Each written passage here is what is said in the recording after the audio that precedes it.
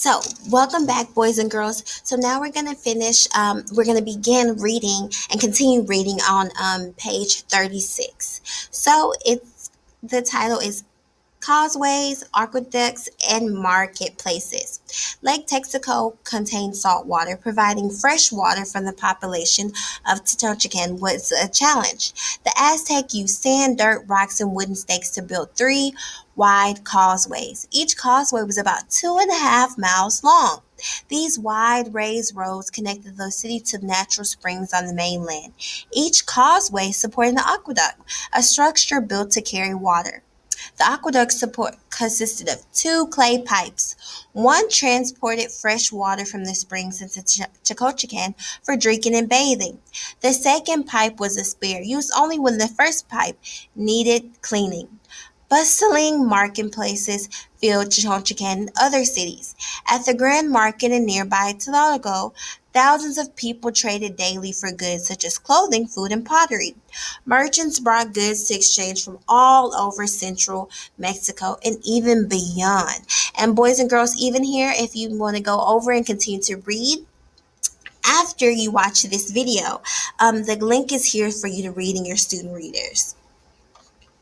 So let's go on to our next reading. So, gods, goddesses, and sacrifices. Like the Maya, the Aztec believed in multiple gods and goddesses. They believed the gods of nature, gods of health, and gods of war.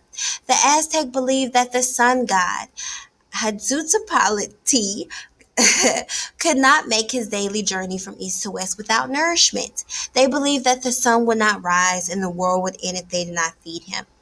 The Aztec believed that the gods, humans, and nature worked together.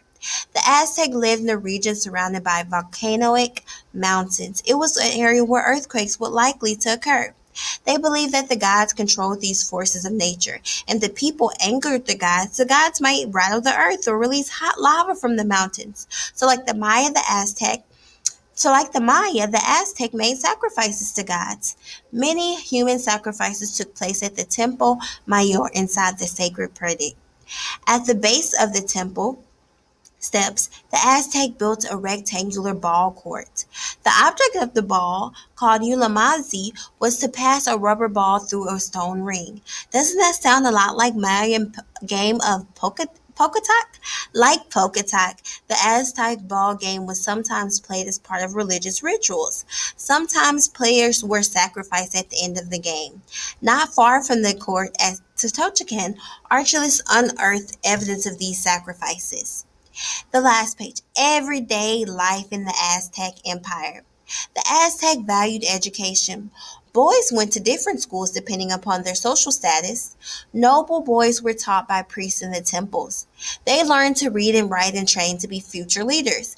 In addition, noble boys learned religion, medicine, law, and astronomy. Boys from lower social ranks attended schools where they learned a trade such as building roads or repairing temples. From an early age, all boys trained for battle. Girls were educated separately. They learned the arts of cooking, sewing, and weaving. Women and girls used fibers from cotton and malgi cactus plants to weave beautiful cloth. Commoners and nobles alike wore bright and colorful fabrics dyed with natural plant dyes. Clothing styles varied throughout the Aztec Empire, but all clothing was loose and simple. Men and boys wore loincloths and draped themselves in triangular cloths. Women and girls wore long skirts and sleeveless blouses. Noble men and women preferred cloths made of cotton and added gold, feathers, and fur. Necklaces, earrings, and bracelets made of precious gems decorated their bodies. So, boys and girls, we have two questions we're going to think and ask about. So, the author uses words and phrases to signal comparisons between the Mayan and Aztec civilizations.